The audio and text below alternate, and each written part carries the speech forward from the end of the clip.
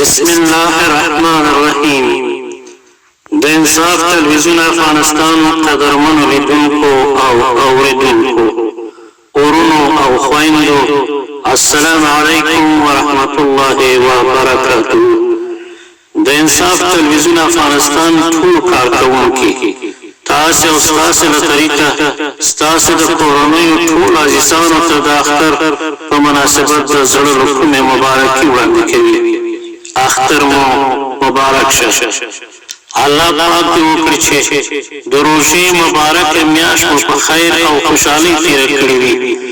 الله پاک دې ستاسې روژې او ټول کړي عبادات په خپل دربار کې قبول کړي. د اختر خوږې شپې او ورځې په خوشحالۍ، صحتمندۍ او پرته له هر ډول امنیتي ناخوالو تېرې کړئ.